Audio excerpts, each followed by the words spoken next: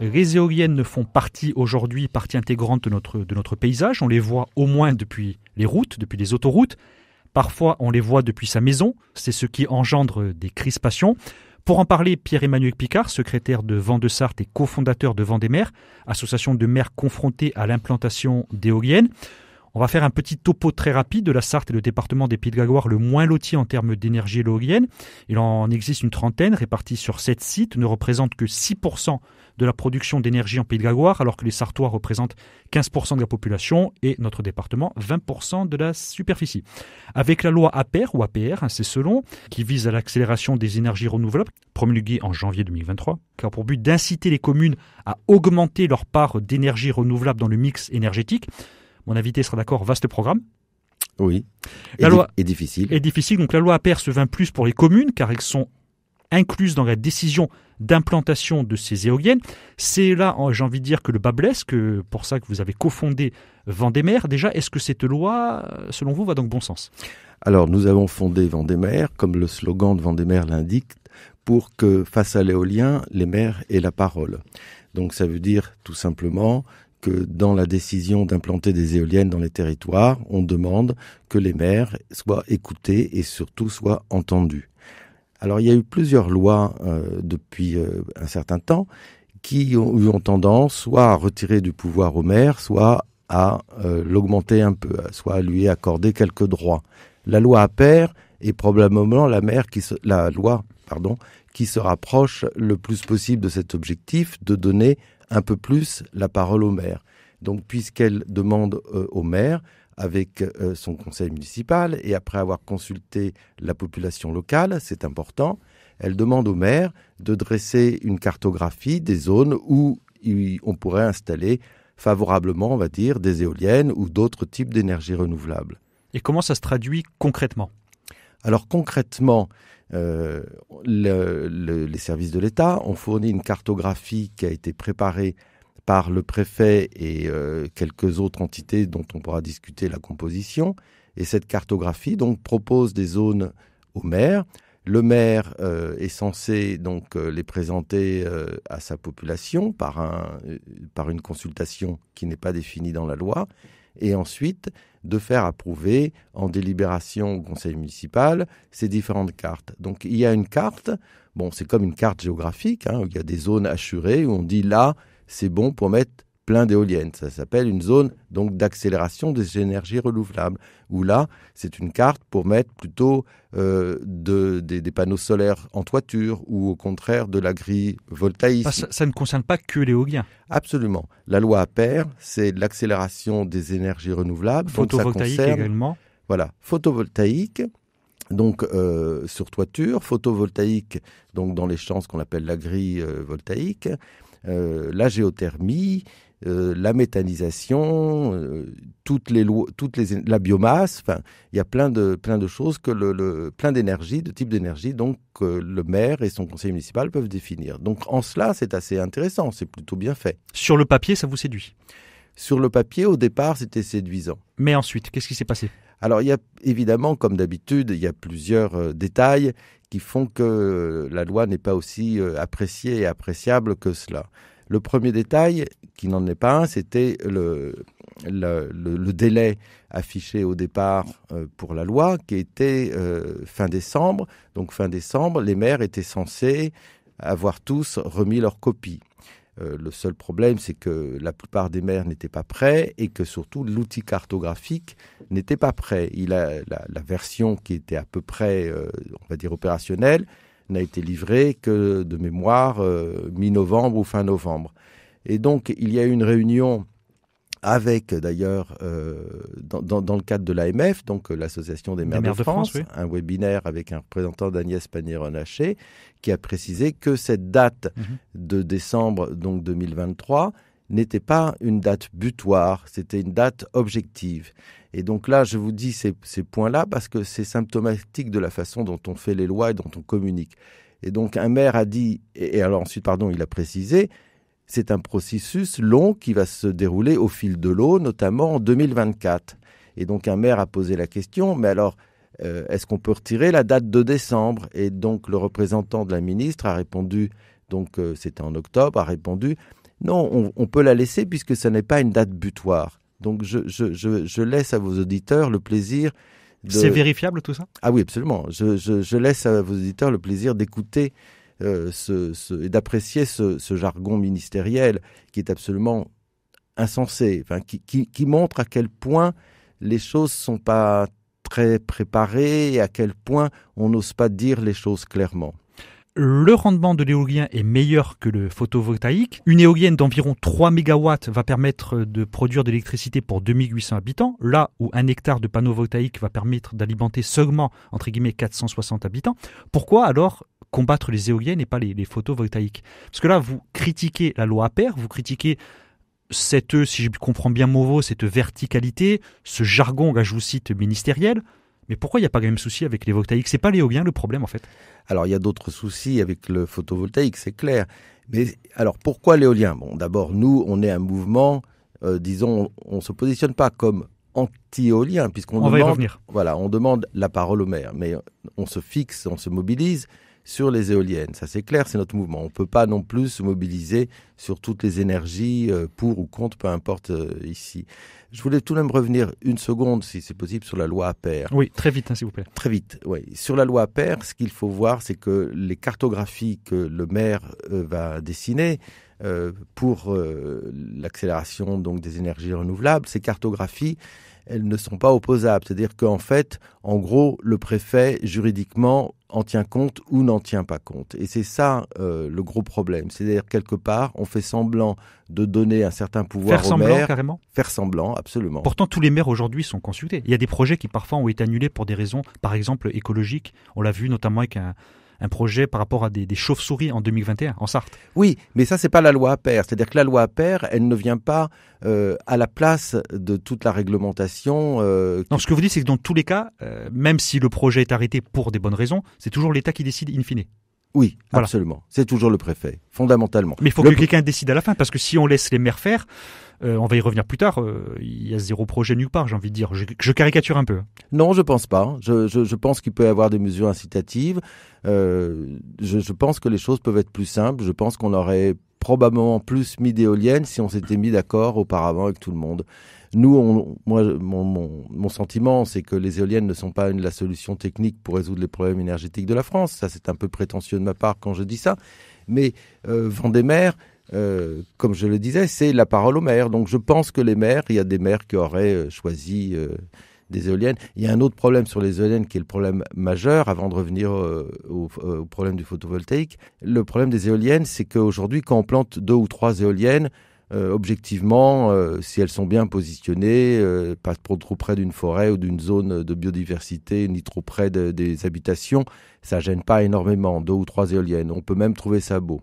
La problématique des éoliennes, c'est que quand on en plante 2 ou 3, on sait d'autres. Voilà, on sait d'expérience qu'il y en a quelques années après, 20, 30, voire 200 ou 300. Et c'est ça le drame de l'éolien. Pierre-Emmanuel Picard, donc pour rappel, vous êtes cofondateur de Vendémer, secrétaire de Vent de Sarthe, donc association de maires qui veut retrouver voix au chapitre pour l'installation d'éoliennes. Il y a quelques secondes, vous avez cité, et je sais que ce n'est pas anodin, le fait que des éoliennes peuvent être utiles si elles ne sont pas à côté, par exemple, d'une forêt.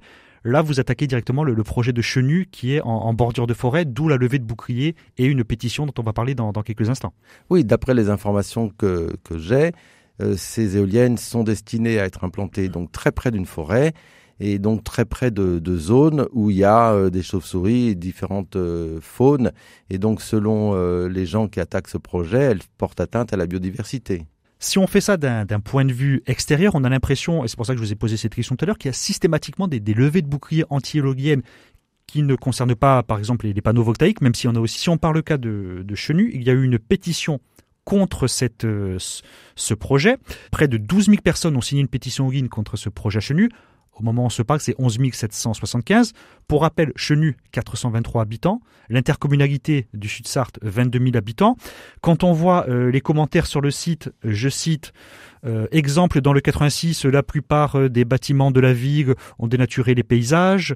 Bref, on a l'impression qu'en fait, c'est presque, si on parle d'une expression, épidermique, qu'il y a des personnes qui vont signer, qui vont s'opposer au projet éolien, sans savoir où c'est, sans savoir comment. On a l'impression que c'est des levées de boucliers systématiques et épidermiques. Vous en pensez quoi ? Je pense qu'en effet, les éoliennes font peur. Pourquoi ? Je pense. Parce qu'elles sont en hauteur. C'est vrai que maintenant, elles sont de plus en plus grandes. La loi les fixe à 500 mètres des domiciles, mais à l'époque où elles faisaient 80 mètres, c'est pas maintenant. Maintenant, elles en font le double, le triple. Aujourd'hui, elles font 200 mètres de haut. Voilà. C'est absolument gigantesque. On se représente un peu les éoliennes comme des moulins d'Alphonse Daudet, des gentils petits moulins, et c'est d'ailleurs comme ça, en général, que le lobby éolien les présente. Vous n'avez pas peur d'être Don Quichotte avec Vendémer ? Un petit peu, mais on verra comment. Ça vous fait pas peur ? Non. De toute façon, il faut bien combattre, il faut se positionner. Vous êtes vous-même élu ? Je ne suis pas élu. Alors pourquoi rejoindre cette association qui, d'un certain point de vue, certains on va y revenir dans un instant, vous accusez d'être anti-éolienne, vous voulez redonner la parole aux maires. Pourquoi s'impliquer dans un combat qui pourrait vous être extérieur ?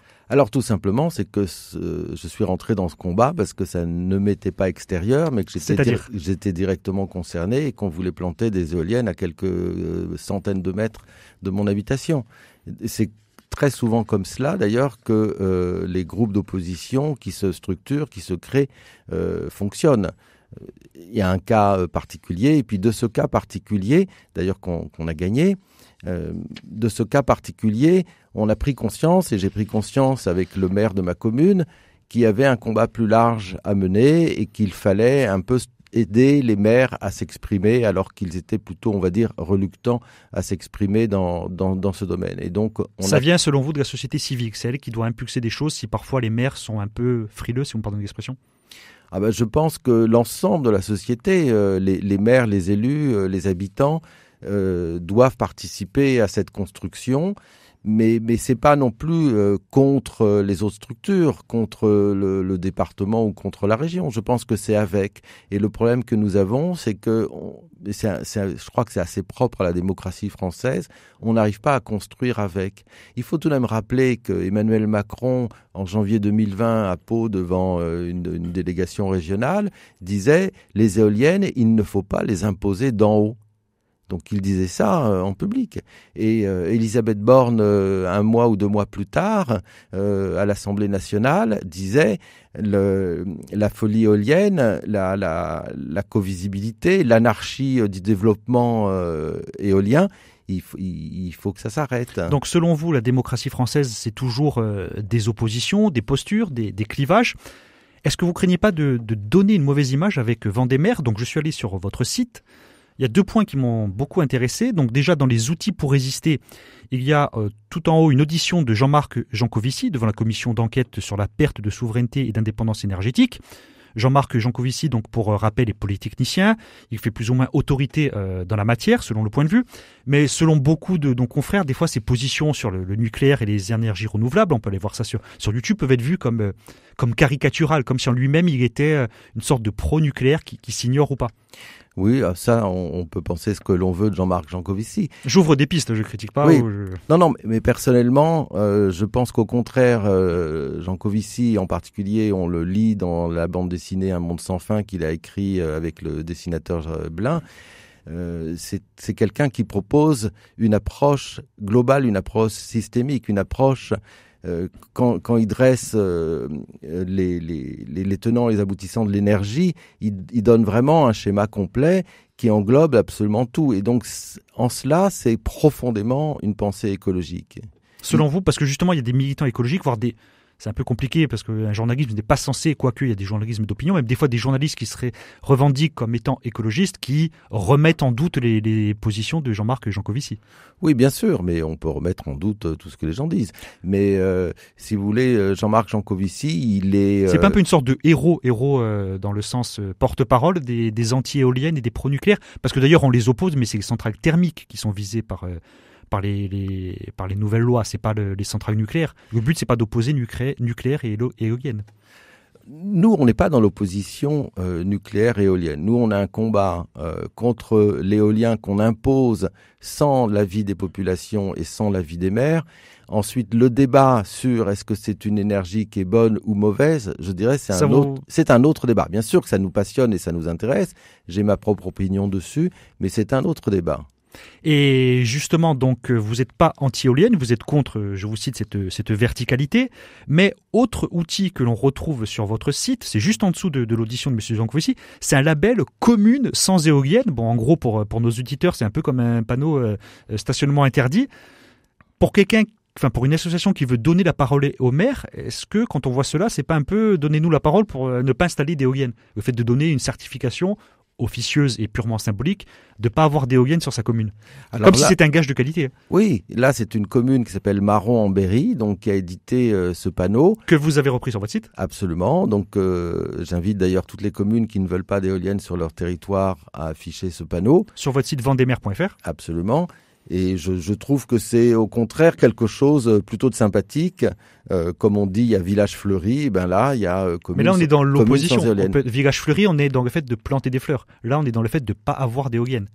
Oui, bah alors on pourrait dire commune préserver des éoliennes si on voulait être plus positif. Je ne sais pas comment on peut s'exprimer, mais bon, voilà. La parole au maire, s'il y a des communes qui ne veulent pas d'éoliennes, c'est pour moi un droit fondamental. Mais dans ce cas-là, il faut bien les mettre quelque part, sachant qu'on a donné les chiffres tout à l'heure, il faut augmenter la part d'énergie renouvelable, qu'on est en retard justement ici en Sarthe. Les éoliennes, on a l'impression que tout le monde les veut, parce que là, je vais citer une enquête Harris Interactive de 2021, 78% des Français ont une opinion positive des éoliennes. On a l'impression que tout le monde les veut, mais pas chez soi. Ou tout le monde, 78% des gens en tout cas. Alors, tout le monde en veut, mais pas chez soi. C'est pas tout à fait vrai. C'est un cliché ce que je dis, mais vous le ressentez comme ça parfois? On peut le ressentir comme ça de l'extérieur. C'est le NIMBY, c'est-à-dire not in my backyard, pas dans mon jardin.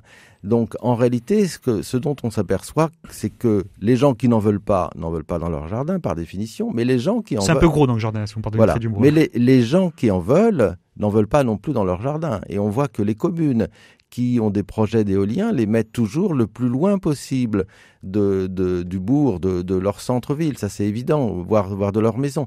J'ai beaucoup de maires qui s'adressent à notre collectif pour se plaindre d'une commune voisine, parce que comme souvent, il y a des petites enclaves. Hein. Les communes, elles sont enchevêtrées.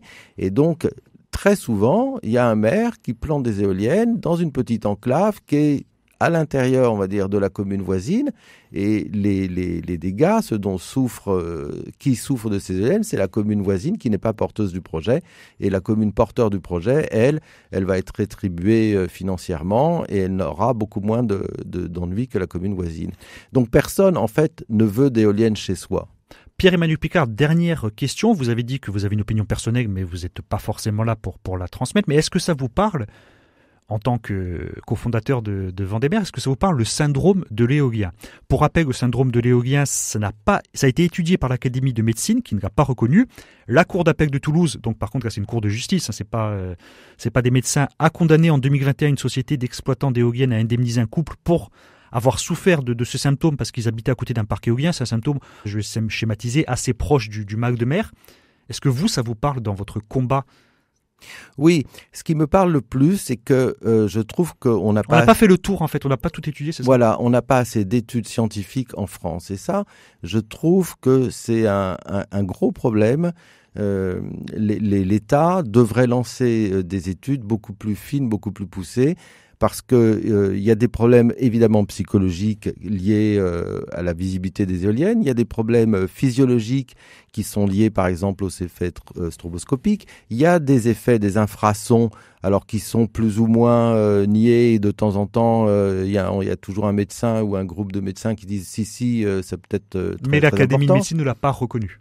L'Académie de médecine ne l'a pas reconnu. Mais elle a étudié. Mais on a des effets aussi électromagnétiques sur des vaches aussi, qui sont visibles sur des animaux.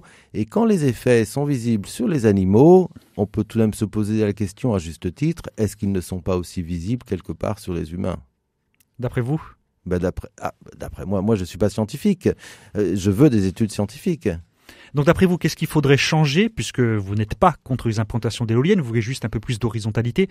Qu'est-ce qu'il faudrait changer? En quoi il faudrait aller plus loin que la loi APER? Il faut que les éoliennes fassent clairement partie, pour moi, du plan d'urbanisme, qu'elles soient décidées pour ou contre par les maires avec leurs habitants. Ça, c'est absolument essentiel. Mais vous n'êtes pas contre l'implantation d'éoliennes, y compris sur votre commune? Y compris sur ma commune. Alors moi, je suis opposé sur ma commune. C'est paradoxal. posé sur votre commune, mais le maire doit avoir le droit. Comment ça se passe? Le maire doit avoir le droit. Faire des référendums locaux avec les habitants. Il doit demander aux habitants. Il faut qu'il y ait un dialogue entre le maire et la commune. Et évidemment, le maire, il n'est pas tout seul. Il y a la communauté de communes, il y a le département, il y a la région. Donc, mais des fois, il faut construire tout cela ensemble. Tout à l'heure, on parlait de réaction épidermique. Il y a eu notamment dans le cas du pays fléchois, Nicolas Chauvin, comme toutes les mairies avant d'installer, a fait on appelle ça une étude d'opinion. Mmh. En 15 jours, le délai est assez court, je vous le reconnais, seule une vingtaine environ de personnes ont répondu, toutes négatives. Comment on fait pour avancer? Le délai était trop court. Pour consulter la population, il faut prendre du temps. Et là, le délai était beaucoup trop court. Parce qu'un délai trop court, ça peut favoriser les personnes qui sont contre aussi. Absolument, ça peut favoriser les personnes pour ou contre, enfin les mouvements qui agissent plus que les autres. Donc il faut, c'est le problème de la démocratie en France, enfin dans tous les pays. Si on fait une démocratie, si on fait des élections libres mais qu'on a une abstention générale, c'est un très grave problème. On dit la démocratie est malade. Et donc là, il faut vraiment sensibiliser les populations. Sensibiliser les populations, c'est ce que vous voulez faire avec Vendémer.